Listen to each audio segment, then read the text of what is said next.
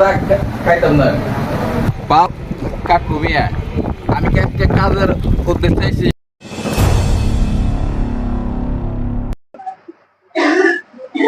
এই মুন্না তুই হ্যালো কাকা। আরে এটা তাড়াতাড়ি মাসুদের দোকানে। হ্যাঁ তোর জন্য বসে রয়েছে।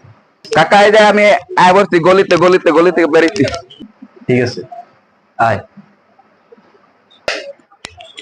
আরে মাসুদ কাকা কেমন আছেন? হ্যাঁ এই তো ভালো।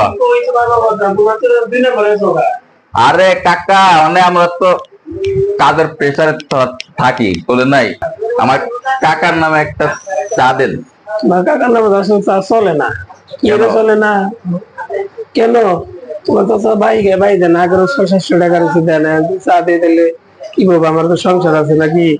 গরিব মানুষ ধনী মানুষ না, আমি টাকার সিগারেট আনতে পারি না, চা আনতে পারি না, চিনি আনতে পারি না। আজকের দিনে বন্ধ দিন আমি চা কিছুই আনতে পারি না, কি নাকি বলবো? তোমার 800 টাকা দিয়ে দিলে আমি সিগারেট আনতে পারতাম না?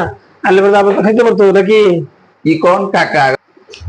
কাকা আপনি একটা ফাউল মিয়া, আপনি পাকি খান টাকা দেন না কে বেচারা রে? কথা বাদ দিয়ে চল উপরে যাও, কাজ আছে।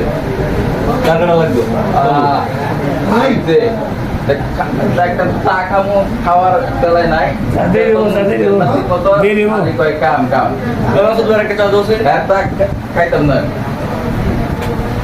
আইন চালু করে আইন মিয়া কোন জায়গায় লাইন নষ্ট হয়েছে দেখান ভালো করে।